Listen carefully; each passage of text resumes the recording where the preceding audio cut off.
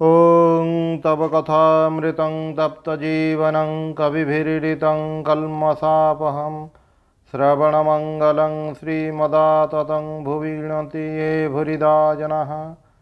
श्री श्री रामकृष्ण कथामृत प्रसंग पंचम खंड पृष्ठा 61। ज्ञान अज्ञानर पर विज्ञान। श्याम बसुंक सहित श्री रामकृष्ण कथबार्ता चलछि। ठाकुरे हसी हसी कहउछन्ति, नाना ज्ञानर नाम अज्ञान। सर्वभूतर ईश्वर अछन्ति, एहार नाम ज्ञान। विशेष रूपे जानिबार नाम विज्ञान।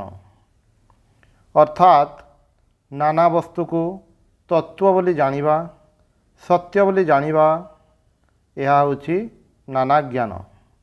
नाना वस्तु को जदि मिथ्या बोली जना जाए ताहा अज्ञान हुए नहीं। नाना वस्तु को जदि सत्य बोली जना जाए तेबे तार नाम अज्ञान। ज्ञानर नाम अज्ञान किपरि हेबो ताहा बुझाई देउछन्ति। नाना वस्तु अर्थात एक ब्रह्म वस्तु व्यतीत विभिन्न प्रकारर वस्तु अछि, यह जानिबा। गीतार श्रीकृष्ण कहिछन्ति, एही जगतर स्थावर जंगम समस्त पदार्थ मध्यरे म व्यतीत अर्थात भगवान को व्यतीत अन्य कौनसी वस्तु नहीं। ब्रह्मंग सहित संश्लिष्ट होई वस्तु प्रकाश पाउछि। से गुडी को ब्रह्म स्वरूप ठारू भिन्न बोली मने हेले ता हेला मिथ्या ज्ञान। किंतु ब्रह्म स्वरूप रे ही जदि से गुडिकर अनुभूति हुए ता हेले ताहा मिथ्या ज्ञान हुए नहीं। नाना ज्ञानर नाम अज्ञान। सर्वभूतरे एक ही ईश्वर अछन्ति, एहार नाम ज्ञान। तथा यह ही विशेष रूप से जानिबार नाम विज्ञान। सर्वभूतरे तांको अनुभव करिबा, यह को विज्ञान कहउछन्ति। एही विज्ञान और वेदांतिर विज्ञान भितरे पार्थक्य अछि। वेदांतिर विज्ञानर माने हेउछि विशेष रूप से ज्ञान, अर्थात ब्रह्मातिरिक्त अन्य कौनसी वस्तु नहीं। एहार नाम विज्ञान। किंतु जी सर्वभूतरे ईश्वर अछन्ति बोली जानी सेमानंक संगरे सही भाव रे व्यवहार करुछन्ति, घनिष्ठता करुछन्ति, तांको ज्ञान को ठाकुरे कहउछन्ति विज्ञान। विज्ञान संबंध रे ठाकुरंकर एहा गोटिए विशेष व्याख्या। से अन्य व्याख्या मध्य करिछन्ति। जेपरि काठरे अग्नि अछि, अग्नि तत्व अछि, एहार नाम ज्ञान। सही काठ जाड़ी भात रांधि खाइबा और खाई हृष्टपुष्ट हेबार नाम विज्ञान। अर्थात सही ज्ञान अनुभव करी तापरे ताहा द्वारा समस्त जीवन नियंत्रित हेबा एवं सही ज्ञानर भित्तिरे प्रतिष्ठित होई व्यवहार करिबा, एहार नाम हेउछि विज्ञान। तापरे कंटा देई कंटा बाहर करिवार उदाहरण देई कहउछन्ति, जेपरि ज्ञान कंटा जगाड़ करने को हुए, अज्ञान नाश पर ज्ञान और अज्ञान उभय को फिंगी देवा को हुए, सेतेबेले विज्ञान। अर्थात जगतर स्वरूप जानिया पई जो ज्ञान कंटार व्यवहार कराहला, से ही ज्ञान कंटाटी हेउछि उपाय स्वरूप। ताहा द्वारा अज्ञान को दूर करने को हेबो। एही काम होई गले सेही उपायटी को मध्य आउ व्यवहार करने को हुए नहीं। वेदांतरे यही कथा कहा जाइछि, ये न त्यजसी तत्यज। बुद्धि द्वारा विषय त्याग कलु, तापरे जेउ बुद्धि द्वारा विषय को त्याग कलु, सेही बुद्धि को मध्य त्याग करने को हेबो। अर्थात मनर वृत्ति को मध्य त्याग करने को हेबो। यह होछि ज्ञान स्वरूप रे प्रतिष्ठित हेबा। ज्ञान को जानी ज्ञान स्वरूप रे प्रतिष्ठित हेबा, सेठारे ज्ञानटी आउ गोटिए करण स्वरूप। करण माने जहा द्वारा अज्ञान दूर करने को हेबो।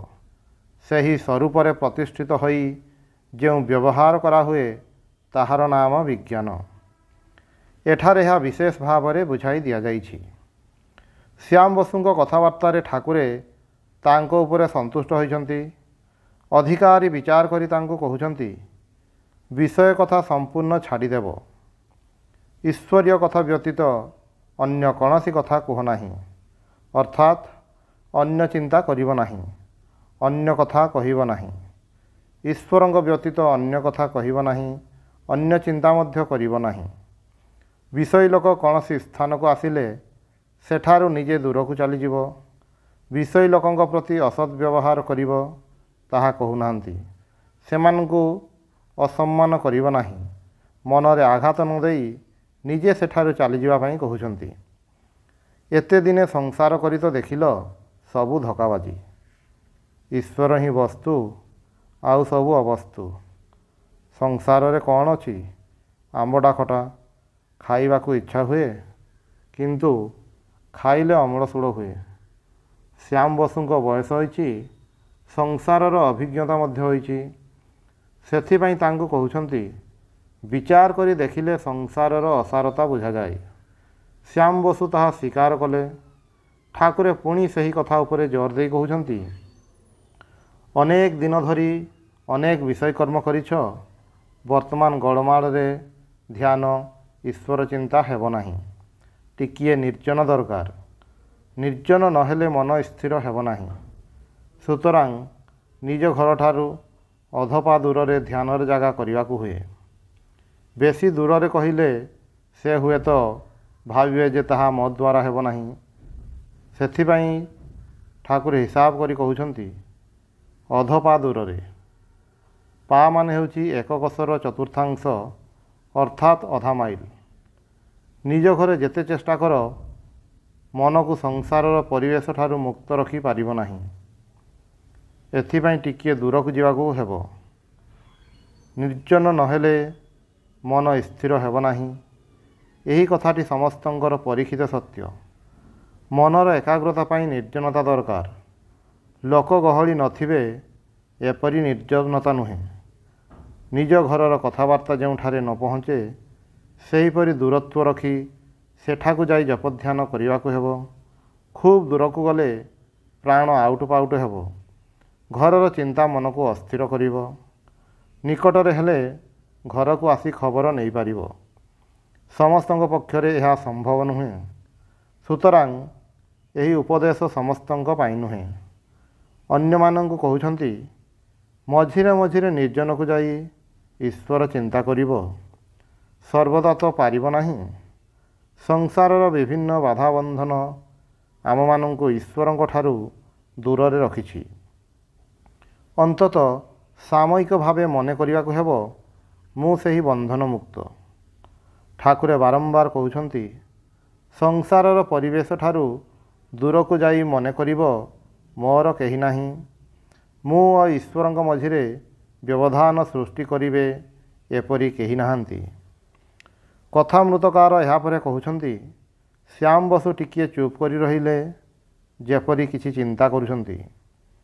ଏଠାରେ ଆମେମାନେ କଳ୍ପନା କରିପାରୁ ଯେ ସେ ହୁଏତ ଚିନ୍ତା କରୁଛନ୍ତି, ଏହିପରି ସଂସାରରୁ ଟିକିଏ ଦୂରକୁ ଯାଇ ଈଶ୍ୱରଙ୍କୁ ଚିନ୍ତା କରିବା କ'ଣ ସମ୍ଭବ ହେବ? ସେତେବେଳେ କିଏ ସଂସାର ସମ୍ଭାଳିବ? ସାଧାରଣତଃ ଦେଖାଯାଏ, ବୟସ୍କ ବ୍ୟକ୍ତିମାନେ ସଂସାରର ଦାୟ ଦାୟିତ୍ୱ ବହନ କରିବାକୁ କଷ୍ଟବୋଧ କରୁଛନ୍ତି। ତା ସତ୍ତ୍ୱେ ସେହି ଦାୟିତ୍ୱ ଅନ୍ୟ କାହାକୁ ଦେବାକୁ ପ୍ରସ୍ତୁତ ନୁହନ୍ତି। ସେମାନେ ଭାବନ୍ତି ଅନ୍ୟ କେହି ସେହି ଭାର ବହନ କରିପାରିବେ ନାହିଁ। ମନୁଷ୍ୟର ଏହି ଅଭିମାନ, ଅହଙ୍କାର, ମୁଁ ନଥିଲେ ମୋର କାମଟି ଆଉ କେହି କରିପାରିବେ ନାହିଁ, ଏହା ହେଉଛି ସଂସାର ପ୍ରତି ଆସକ୍ତିର ଚିହ୍ନ। ଯଦି ବାଧ୍ୟ ହୋଇ ସଂସାର ଠାରୁ ଦୂରକୁ ଚାଲିଯିବାକୁ ହୁଏ ସେତେବେଳେ କ'ଣ ହେବ, ଏ କଥା ମନୁଷ୍ୟ ଭାବେ ନାହିଁ। ଭାବେ, ମୁଁ ନଥିଲେ କିପରି ଚଳିବ। ଏହି ଅହଙ୍କାର ଯୋଗୁଁ ହିଁ ଆମେମାନେ ସଂସାର ସହିତ ନିଜକୁ ବାନ୍ଧି ରଖିଛୁ। ସଂସାର ଆମମାନଙ୍କୁ ବାନ୍ଧି ନାହିଁ। ସଂସାରରେ ଅଛି ବୋଲି ବଦ୍ଧ ହୋଇଅଛି ତାହା ନୁହେଁ। ନିଜକୁ ସଂସାର ସହିତ ବାନ୍ଧି ରଖିଛି ବୋଲି ମୁଁ ବଦ୍ଧ। ଆମେ ସମସ୍ତେ କହୁ ସଂସାରର ବନ୍ଧନ। କ'ଣ କରିବି? ବନ୍ଧନ କାହିଁକି ତାହା କ'ଣ କେବେ ମନରେ ଭାବି ଦେଖିଛୁ କି? ଏହି ଯେ ସାଧାରଣତଃ କୁହାଯାଏ, ମେଇ ତ କମ୍ବଲ ଛଡ଼ା ମଗର କମ୍ବଲ ମୁଝେ ଛଡ଼ତା ନାହିଁ। ମୁଁ ତ କମ୍ବଲ ଛାଡ଼ି ଦେଇଛି, କିନ୍ତୁ କମ୍ବଳ ମୋତେ ଛାଡ଼ୁନାହିଁ। ଗପଟା ହେଉଛି, ଗୋଟିଏ ଭାଲୁ ଭାସି ଯାଉଥିଲା। ଜଣେ ତାକୁ କମ୍ବଳ ମନେ କରି ପହଁରି ପହଁରି ଯାଇ ତାକୁ ଧରିଛି। ତାପରେ ଉଭୟ ହିଁ ଭାସି ଯାଉଛନ୍ତି। କୂଳରେ ଯେଉଁମାନେ ଛିଡ଼ା ହୋଇଥିଲେ ସେମାନେ କହିଲେ, ଆରେ ଭାଇ, ତା ଛାଡ଼ିଦେ ଛାଡ଼ିଦେ। ସେତେବେଳେ ସେହି ଲୋକଟି ଏହି କଥା କହିଲେ ଯେ ମୋତେ କମ୍ବଳ ଛାଡ଼ୁନାହିଁ, ଭାଲୁ ତାକୁ ଜାବୁଡ଼ି ଧରିଛି। ଅସଲ କଥା, ସଂସାର ଜଡ଼ବସ୍ତୁ, ତାହା ମୋତେ ବାନ୍ଧେ ନାହିଁ। ମୁଁ ହିଁ ସ୍ୱେଚ୍ଛାରେ ସଂସାରକୁ ମୋ ସହିତ ବାନ୍ଧି ରଖିଛି। ଦୃଷ୍ଟାନ୍ତ ସ୍ୱରୂପ କୁହାଯାଏ, ଗୋଟିଏ ଖୁଣ୍ଟିକୁ କୁଣ୍ଢେଇ ଧରି ମୁଁ କହୁଛି ଖୁଣ୍ଟିଟା ମୋତେ ଛାଡ଼ୁନାହିଁ। ମୁଁ ଇଚ୍ଛା କଲେ ଖୁଣ୍ଟିଟା ଛାଡ଼ି ଦେଇପାରେ, କିନ୍ତୁ ଛାଡ଼ୁନାହିଁ ଏବଂ କହୁଛି ମୋତେ ଖୁଣ୍ଟି ଛାଡ଼ୁନାହିଁ। ତାପରେ ଠାକୁରେ ଟିକିଏ ବ୍ୟଙ୍ଗାତ୍ମକ ଭାବରେ କହୁଛନ୍ତି, ପୁଣି ଦେଖ, ଦାନ୍ତ ତ ପଡ଼ିଯାଇଛି, ଆଉ ଦୁର୍ଗା ପୂଜା କାହିଁକି? ଅର୍ଥାତ୍ ସଂସାର ଭୋଗର ଆଗାର, ଭୋଗର ସାମର୍ଥ୍ୟ ଯେତେବେଳେ ଚାଲିଯାଇଛି ସେତେବେଳେ ଆଉ ସଂସାର କ'ଣ ପାଇଁ? ଆମେମାନେ କହୁ ସଂସାରର ସେବା କରିବାକୁ ହେଉଛି, ପ୍ରକୃତରେ ତାହା ନୁହେଁ। ଆମେ ସଂସାରର ସେବା କରୁନାହୁଁ, ଆତ୍ମସେବା ହିଁ କରୁଛୁ। ଏହି ଘଟଣାଟି ସମସ୍ତଙ୍କର ବିଶେଷ ଭାବରେ ଅନୁଧାବନ କରିବାର ବିଷୟ। ଶ୍ୟାମ ବସୁ ବୁଝିପାରୁଛନ୍ତି ଠାକୁରଙ୍କର ଯୁକ୍ତି ଅକାଟ୍ୟ। ସେ ସେଥିପାଇଁ କହୁଛନ୍ତି, ଆହା, କେତେ ମଧୁର କଥା। ତାପରେ ଠାକୁରେ ପୁଣି ଗୋଟିଏ କଥା କହୁଛନ୍ତି, ଈଶ୍ୱରଙ୍କର ଚିନ୍ତା କରିବା ପାଇଁ ଟିକିଏ ନିର୍ଜନ ସ୍ଥାନ କର, ଧ୍ୟାନର ସ୍ଥାନ। ନିର୍ଜନ ସ୍ଥାନରେ ଈଶ୍ୱରଙ୍କର ଚିନ୍ତା କିପରି ଭାବରେ କରିବାକୁ ହେବ ସେ ବିଷୟରେ ଏବେ ସ୍ପଷ୍ଟ ନିର୍ଦ୍ଦେଶ ଦେଇ କହିଲେ ଯେ ଧ୍ୟାନ କରିବାକୁ ହେବ। ଧ୍ୟାନ ମାନେ ଗଭୀର ଭାବରେ ଈଶ୍ୱରଙ୍କୁ ଚିନ୍ତା କରିବା। ସେହି ଚିନ୍ତାରେ ଯେପରି ଅନ୍ୟ କୌଣସି ବସ୍ତୁ ବ୍ୟାଘାତ ସୃଷ୍ଟି କରିନପାରେ। ସ୍ଥାନଟି ନିର୍ଜନ ନହେଲେ ଈଶ୍ୱରଙ୍କ ଚିନ୍ତାରେ ବ୍ୟାଘାତ ହୋଇପାରେ। ତାପରେ କହୁଛନ୍ତି, ତୁମେ ଥରେ ଆରମ୍ଭ କର ନା, ମୁଁ ମଧ୍ୟ ଥରେ ଯିବି। ଏପରି ଗୋଟିଏ ସ୍ଥାନ ତିଆରି କରି ନିଜେ ଧ୍ୟାନ ଆରମ୍ଭ କଲେ ସେ ମଧ୍ୟ ଯିବେ, ଅର୍ଥାତ୍ ସେ ପ୍ରେରଣା ଯୋଗାଇବେ। ଏହିପରି ଭାବରେ ତାଙ୍କୁ ଉତ୍ସାହିତ କରୁଛନ୍ତି। ଏହି ଯେ ସଂସାରର ସବୁ ଆସକ୍ତି ତ୍ୟାଗ କରି ଦୂରରେ ନିର୍ଜନରେ ଯାଇ ଏକାଗ୍ର ମନରେ ନିବିଷ୍ଟ ଭାବରେ ଭଗବାନଙ୍କର ଚିନ୍ତା କରିବାର କଥା କହୁଛନ୍ତି, ଏଗୁଡ଼ିକ ସାଧକଙ୍କ ପକ୍ଷରେ ଅତ୍ୟନ୍ତ ପ୍ରୟୋଜନୀୟ କଥା। ଶ୍ୟାମ ବସୁ ପ୍ରଶ୍ନ କଲେ, ଜନ୍ମାନ୍ତର କ'ଣ ଅଛି? ଠାକୁରେ ଏହି କଥାର ସିଧାସଳଖ ଉତ୍ତର ନ ଦେଇ କହିଲେ, ଈଶ୍ୱରଙ୍କୁ କୁହ, ଆନ୍ତରିକ ଡାକ, ସେ ହିଁ ଜଣାଇଦେବେ। ଠାକୁରଙ୍କର କଥାର ତାତ୍ପର୍ଯ୍ୟ ହେଉଛି, ଏଗୁଡ଼ିକ ଜାଣି ଜୀବନର ପ୍ରକୃତ ଉଦ୍ଦେଶ୍ୟ ସିଦ୍ଧ ହେବ ନାହିଁ। ଜନ୍ମାନ୍ତର ଅଛି କି ନାହିଁ ଜାଣି କାହାର ହେଲେ କୌଣସି ଲାଭ ଅଥବା କ୍ଷତି ହେବ ନାହିଁ। ଅତଏବ ସେସବୁ ଅବାନ୍ତର ବସ୍ତୁ ଜାଣିବା ପାଇଁ ମନର ଶକ୍ତି କ୍ଷୟ ନ କରି ଭଗବାନଙ୍କୁ ଡାକିବା ପାଇଁ କହୁଛନ୍ତି। ତାଙ୍କର ଇଚ୍ଛା ହେଲେ ସେ ହିଁ ସବୁକିଛି ଜଣାଇଦେବେ। ପୁଣି ଯଦି ନ ଜଣାନ୍ତି ସେଥିରେ କ'ଣ ବା କ୍ଷତି? ଏଗୁଡ଼ିକ ଗୌଣ ବିଷୟ। ମନର ଅସ୍ଥିରତା ଯୋଗୁଁ ଏହିସବୁ ପ୍ରଶ୍ନ ମନରେ ଆସେ। ଜନ୍ମାନ୍ତରର ବିଷୟରେ ଜାଣିବା ପାଇଁ ଶ୍ୟାମ ବସୁଙ୍କ ପରି ଅନେକଙ୍କର କୌତୂହଳ ହୁଏ। ଏହି କୌତୂହଳ ଚିରନ୍ତନ, କାହାର କଥାରେ ତାହା ନିବୃତ୍ତ ହେବ ନାହିଁ। ଯଦି ଜଣେ କହିଦିଏ ଜନ୍ମାନ୍ତର ଅଛି, ତାହେଲେ କ'ଣ ସେଥିରେ ବିଶ୍ୱାସ ହେବ? ପୁଣି ଅନ୍ୟ 5 ଜଣଙ୍କୁ ପଚାରିବେ। ଅସଲ କଥା ହେଉଛି ଠାକୁର ସମ୍ପୂର୍ଣ୍ଣ ମୂଳକୁ ଯିବାକୁ ଚାହାନ୍ତି। ଯାହାଙ୍କୁ ଜାଣିଲେ ତୁମର ଜୀବନର ସବୁ କୌତୂହଳର ନିବୃତ୍ତି ହେବ, ସମସ୍ତ ଅଜ୍ଞାନ ଦୂର ହୋଇଯିବ, ତାଙ୍କୁ ଜାଣ। ଗୀତାରେ ଯେପରି କହିଛନ୍ତି, ୟଜ୍ଜ୍ଞାତ୍ୱା ନେହ ଭୂୟଃ ଅନ୍ୟତ୍ ଜ୍ଞାତବ୍ୟମ୍ ଅବଶିଷ୍ୟତେ। ଯାହାଙ୍କୁ ଜାଣିବା ପରେ ଆଉ ଜାଣିବା ଭଳି କିଛି ବାକି ରହେ ନାହିଁ। ଯାହା ବାକି ଥାଏ ସେଗୁଡ଼ିକ ମୂଲ୍ୟହୀନ ଜିନିଷ। ସେଗୁଡ଼ିକ ଜାଣିବାରେ କୌଣସି ସାର୍ଥକତା ନାହିଁ। ଯଦି କେହି ଲକ୍ଷେ ଟଙ୍କା ରାସ୍ତାରେ ପଡ଼ିଥିବାର ଦେଖେ, ସେତେବେଳେ ଆଖପାଖରେ ପଡ଼ିଥିବା ଛୋଟକାଟ ମୂଲ୍ୟହୀନ ଜିନିଷ ଉଠାଇବା ପାଇଁ ସେ କ'ଣ ବ୍ୟସ୍ତ ହୁଏ? ଉପନିଷଦରେ କହିଛନ୍ତି, ଯଥା ସମ୍ୟକେନ ମୃତ୍ପିଣ୍ଡେନ ସର୍ବଂ ମୃଣ୍ମୟଂ ବିଜ୍ଞାତଂ ସ୍ୟାତ୍ ବାଚାରମ୍ଭଣଂ ବିକାରଃ ନାମଧେୟଂ ମୃତ୍ତିକେତ୍ୟେବ ସତ୍ୟମ୍। ଗୋଟିଏ ମାଟିର ଢେଲାକୁ ଜାଣିଲେ ମାଟି ଦ୍ୱାରା ତିଆରି ଯାହା କିଛି ଅଛି ସବୁ ଜଣାଯାଏ। ମାଟି ଦ୍ୱାରା ବିଭିନ୍ନ ପ୍ରକାରର ଜିନିଷ ତିଆରି ହୁଏ। ସେଗୁଡ଼ିକ ମାଟିର ବିକାର ପରିଣାମ। ସେଗୁଡ଼ିକ ମାଟିଠାରୁ ପୃଥକ୍ ସତ୍ତା ବିଶିଷ୍ଟ ନୁହେଁ। ମାଟିକୁ ହଟାଇ ଦେଲେ ସେଗୁଡ଼ିକର କୌଣସି ସତ୍ତା ରହେ ନାହିଁ। ସୁତରାଂ ସେଗୁଡ଼ିକୁ ଜାଣିବାର ଚେଷ୍ଟା ଅର୍ଥହୀନ। ଏକକୁ ଅର୍ଥାତ୍ ମାଟିର ଢେଲାକୁ ଜାଣିଲେ ହିଁ ମାଟି ଦ୍ୱାରା ତିଆରି ସବୁକିଛି ଜିନିଷ ଜଣାହେଲା। ଜିନିଷର ମୂଳ ଉପାଦାନକୁ ଜାଣିଲେ ସେଗୁଡ଼ିକର ସାରତତ୍ତ୍ୱକୁ ଜଣାଯାଏ।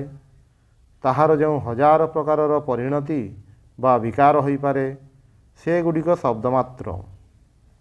ସେଗୁଡ଼ିକୁ ଜାଣିବା ନିଷ୍ପ୍ରୟୋଜନ। ଠାକୁରେ ମଧ୍ୟ ସେହି କଥା ହିଁ କହୁଛନ୍ତି। ଅନ୍ୟ ସବୁ ଜାଣିବାର କ'ଣ ଦରକାର? ଠାକୁରେ ଅନ୍ୟତ୍ର କହିଛନ୍ତି, ଲଙ୍କାରେ ରାବଣ ମଲା, ବେହୁଲା କାନ୍ଦି ଆକୁଳ ହେଲା। ଅର୍ଥାତ୍ ରାବଣର ମୃତ୍ୟୁ ସହିତ ବେହୁଲାର କାନ୍ଦିବାର କୌଣସି ସମ୍ପର୍କ ନାହିଁ। ସେହିପରି ଏହି ଜଗତର ନାନା ବସ୍ତୁକୁ ଜାଣି ଆମର କ'ଣ ଲାଭ ହେବ? ଉପନିଷଦରେ ଅଛି, ତମେ ବୈକଂ ଜାନଥ ଆତ୍ମାନମ୍ ଅନ୍ୟାବାଚ ବିମୁଞ୍ଚଥାମୃତସ୍ୟୈଷ ସେତୁଃ। ସେହି ଅଦ୍ୱିତୀୟ ଆତ୍ମାକୁ ହିଁ ଅବଗତ ହୁଅ ଏବଂ ଅନ୍ୟ ସକଳ ବାକ୍ୟ ତ୍ୟାଗ କର। ଏହି ଆତ୍ମଜ୍ଞାନ ହିଁ ମୋକ୍ଷପ୍ରାପ୍ତିର ଉପାୟ। ଅମୃତତ୍ୱ ଲାଭର ଏହା ହିଁ ପଥ। ଗୀତାରେ ମଧ୍ୟ ଭଗବାନ ଅର୍ଜୁନଙ୍କୁ କହୁଛନ୍ତି, ଅଥବା ବହୁନୈତେନ କିଂ ଜ୍ଞାତେନ ତବାର୍ଜୁନ ବିଷ୍ଟଭ୍ୟାହମ ଇଦଂ କୃଷ୍ଣମ୍ ଏକାଂଶେନ ସ୍ଥିତ ଜଗତ୍।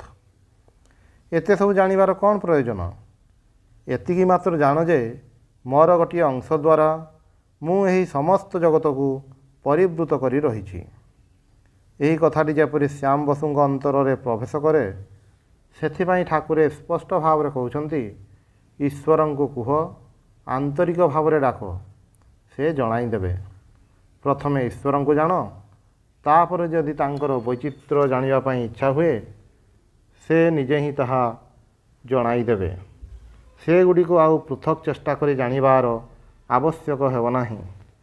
ଯଦୁମଲ୍ଲିକଙ୍କ ସହିତ କଥାବାର୍ତ୍ତା ହେଲେ ତାଙ୍କର ଧନ ସମ୍ପତ୍ତିର ଖବର ସେ ହିଁ ଦେବେ। ଅନ୍ତହୀନ ଏହି ଜଗତର ବୈଚିତ୍ର୍ୟ ଯାହା ଜାଣି ଶେଷ କରାଯାଇ ନାହିଁ। ସେଥିପାଇଁ ଏହି ଅନନ୍ତ ବୈଚିତ୍ର୍ୟକୁ ନ ଜାଣି ଯାହାଙ୍କର ଏହି ବୈଚିତ୍ର୍ୟ, ଯିଏ ଏହାର ମୂଳତତ୍ତ୍ୱ, ତାଙ୍କୁ ଜାଣିପାରିଲେ ସବୁ ବସ୍ତୁର ସାରକୁ ଜାଣିବା ହୋଇଗଲା। ତାପରେ ମଧ୍ୟ ଯଦି ଜାଣିବାର ଇଚ୍ଛା ହୁଏ ସେ ନିଜେ ତାହା ଜଣାଇ ଦେବେ। ଶ୍ୟାମ ବସୁଙ୍କର ଆଉ ଗୋଟିଏ ପ୍ରଶ୍ନ, ମନୁଷ୍ୟ ସଂସାରରେ କେତେ ଅନ୍ୟାୟ କରେ, ପାପ କର୍ମ କରେ, ସେହି ମନୁଷ୍ୟ କ'ଣ ଈଶ୍ୱରଙ୍କୁ ଲାଭ କରିପାରିବ? ଏ ପ୍ରଶ୍ନଟି ଅତି ବାସ୍ତବ ପ୍ରଶ୍ନ। ଆମେ ଜାଣୁ ମନୁଷ୍ୟର ମନ ପ୍ରତିକ୍ଷଣ ହୀନବୃତ୍ତିର ପରିଚୟ ଦିଏ। ଅତଏବ ଏହି ମନ ଦ୍ୱାରା କିପରି ଆମେ ଈଶ୍ୱରଙ୍କୁ ଲାଭ କରିପାରିବୁ? ଠାକୁରେ ଏହାର ଉତ୍ତର ଦେଉଛନ୍ତି, ଦେହତ୍ୟାଗ ପୂର୍ବରୁ ଯଦି କେହି ଈଶ୍ୱରଙ୍କର ସାଧନା କରେ ଏବଂ ସାଧନା କରୁ କରୁ ଈଶ୍ୱରଙ୍କୁ ଡାକୁ ଡାକୁ ଯଦି ଦେହତ୍ୟାଗ ହୁଏ, ତାକୁ ଆଉ ପାପ କେତେବେଳେ ସ୍ପର୍ଶ କରିବ?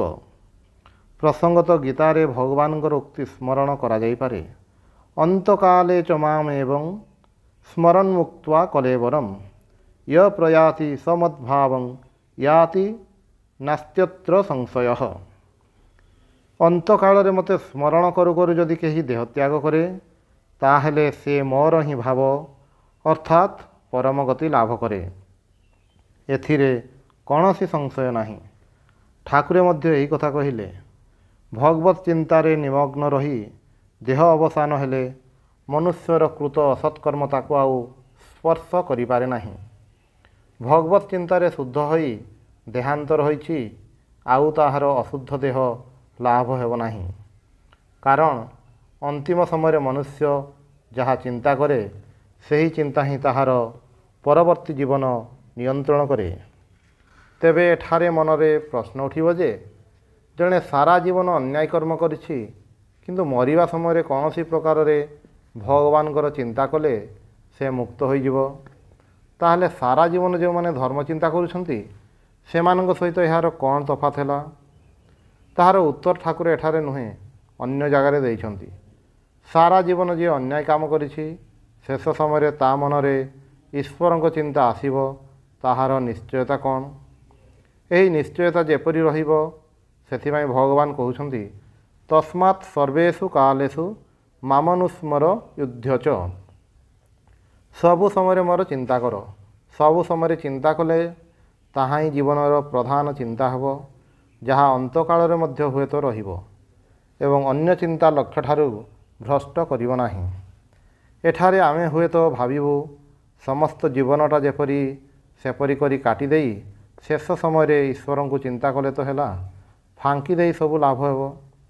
किंतु कथा होची शेष काल रे जे ईश्वर को चिंता आसीबो ताहार निश्चयता अछि कि? सेथिपाई भगवान कहउछंती सर्वेषु कालेषु मामनुस्मर। यह गोटे प्राक्टिकल कथा, व्यावहारिक कथा जे आमे माने सर्वदा जहाँ चिंता करिबु मृत्यु काल रे सही चिंता ही स्वाभाविक भाव में मन रे प्रबल हेब। कारण जो समय मन उपरे नियंत्रण क्षमता कमी आसे जोर करी ताको अन्य पथरे चालित करा जाय नाही, से तार स्वाभाविक अभ्यास अनुसार चले। पूर्वाभ्यासेन तेनैव ह्रियते ह्यव सोऽपि सो। पूर्वर अभ्यास अनुसार परवर्ती जीवनर व्यवहार हुए, मृत्यु काल मध्य सेपरी हुए। सुतरां समस्त जीवन जदि ईश्वर चिंता करे ताहले मृत्यु काल मध्य सही चिंता ही प्रबल हेब, अन्य चिंता नुहे। ताहा नकरी जीवन सारा जागतिक चिंता करिया परे जदि केही भावे जे मृत्यु काल रे ईश्वर को चिंता करिबी ताहले कौन किछि लाभ हेब?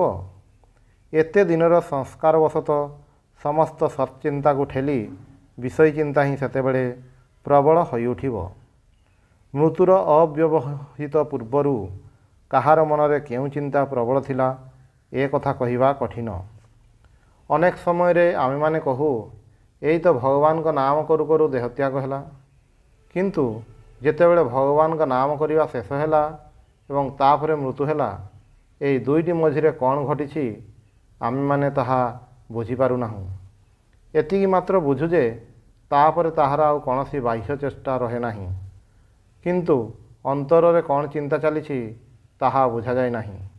तेबे साधारण दृष्टि देखिले यही प्रश्न मनरे आसे जे सारा जीवन अन्याय चिंता करिया परे मृत्यु काल रे भगवान का नाम दुई चारि थर करी किंबा अन्यर मुहरु शुणी शेष पर्यंत जो गति हैला ताहा किए जाने। ठाकुरे कहउछंती पक्षी को राधाकृष्ण पढ़ाउछंती किंतु बिलेई धरिले से कें कें करे। सेहीपरि आमे मन को कहू भगवान का नाम कर, किंतु आम मान अंतर रे जो भावटा दृढ़मूल हो रही ताहा जे सेतेबेले प्रबल होई उठिबो नाही ताहा किए कहि परिबो। सेथिपाई शास्त्र कहउछंती अन्यवाच विमुंचथ।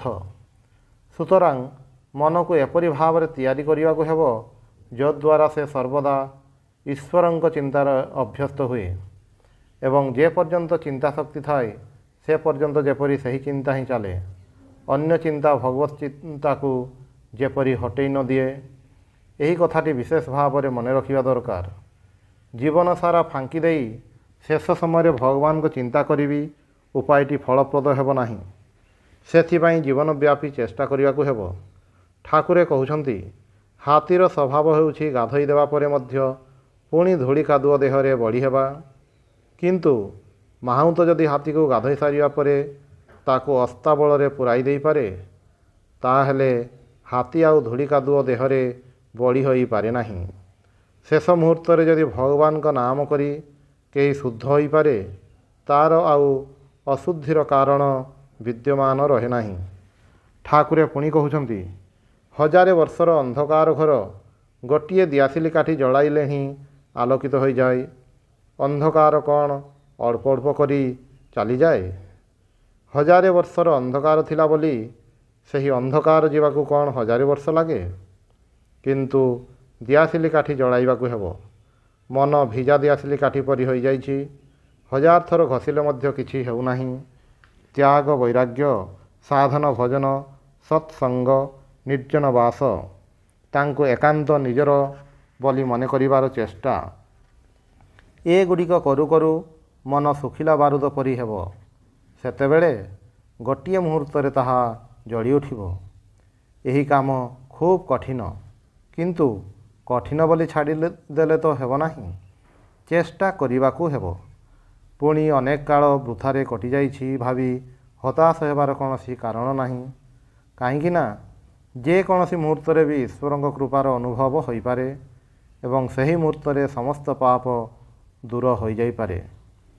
ଉପସଂହାରରେ ଶ୍ରୀରାମକୃଷ୍ଣ ଆଶ୍ୱାସନା ଦେଉଛନ୍ତି, ଈଶ୍ୱରଙ୍କୁ ଡାକୁ ଡାକୁ ଯଦି ଦେହତ୍ୟାଗ ହୁଏ ଆଉ ପାପ ସ୍ପର୍ଶ କରିବ ନାହିଁ। ସାଧକମାନେ ମଧ୍ୟ କହିଛନ୍ତି, ଅନ୍ତିମ ସମୟରେ ତାଙ୍କର ଚିନ୍ତା କଲେ ଆଉ ଭୟ ରହିବ ନାହିଁ। କିନ୍ତୁ ଶେଷ କାଳରେ ଈଶ୍ୱର ଚିନ୍ତା ଆସିବ କି ନାହିଁ, ସେଥିପାଇଁ ପୂର୍ବ ପ୍ରସ୍ତୁତିର ଆବଶ୍ୟକ ଅଛି କି ନାହିଁ, ଏ କଥା ଭାବିବାକୁ ହେବ। ଯଦି ତାହା ଥାଏ, ତାହେଲେ ପୂର୍ବରୁ ଯେତେ କିଛି ଅନିଷ୍ଟ ଅନ୍ୟାୟ ଚିନ୍ତା ହୋଇଥାଉ ନା କାହିଁକି, ଭଗବାନଙ୍କ ନାମରେ ସେସବୁ ସମ୍ପୂର୍ଣ୍ଣ ଧୋଇ ହୋଇଯିବ। ପୁରାଣରେ ନାମ ମାହାତ୍ମ୍ୟର ଏହିପରି କାହାଣୀ ଅଛି, ଯାହା ବହୁଶ୍ରୁତି। ରାଜା ବ୍ରହ୍ମହତ୍ୟା କରି ପାପରୁ କିପରି ମୁକ୍ତ ହେବେ, ସେ ବିଷୟରେ ଜାଣିବା ପାଇଁ ଋଷିଙ୍କ ନିକଟକୁ ଯାଇଛନ୍ତି। ସେତେବେଳେ ଋଷି ଗୃହରେ ନଥିଲେ, ତାଙ୍କ ପୁତ୍ର ଥିଲେ।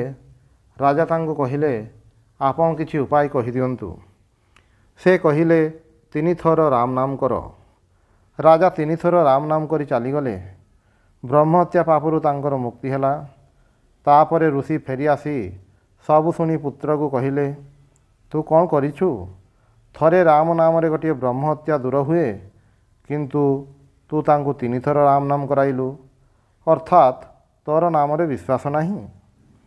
ନାମରେ ରୁଚି ଆଣିବା ପାଇଁ ଏହି ଉପଦେଶ, ନତୁବା ଯେପରି ସେପରି କରି ଜୀବନ କଟାଇଲେ ଏବଂ ଶେଷ କାଳରେ ରାମ ନାମ କଲେ ନିଷ୍କୃତି ହୋଇଯିବ, ଏହା ଉପଦେଶର ନିହିତାର୍ଥ ନୁହେଁ। ଏହା ତ ସ୍ୱାଭାବିକ ଘଟଣା। ସର୍ବଦା ଆମେମାନେ ଯେପରି ଚିନ୍ତା କରୁ, ଆମମାନଙ୍କ ମନ ସେହି ଭାବରେ ହିଁ ଚିନ୍ତା କରିବାକୁ ଅଭ୍ୟସ୍ତ ହୋଇଯାଏ। ମୃତ୍ୟୁକାଳରେ କ'ଣ ତାହାର ଅଭ୍ୟାସ ବଦଳିବ? ଅତଏବ ମନକୁ ପ୍ରସ୍ତୁତ କରିବା ପାଇଁ ସାରା ଜୀବନ ଚେଷ୍ଟା କରି ଯିବାକୁ ହେବ, ଯଦ୍ୱାରା ଭଗବତ ଚିନ୍ତା କରୁ କରୁ ଜୀବନର ଶେଷ ନିଶ୍ୱାସ ତ୍ୟାଗ ହୁଏ। ଓଂ ନିରଞ୍ଜନଂ ନିତ୍ୟମନନ୍ତରୂପଂ ଭକ୍ତାନୁକମ୍ପାଧୃତବିଗ୍ରହଂ ବୈ ଈଶାବତାରଂ ପରମେଶମିଢ୍ୟଂ तं ରାମକୃଷ୍ଣଂ ଶିରସା ନମାମି।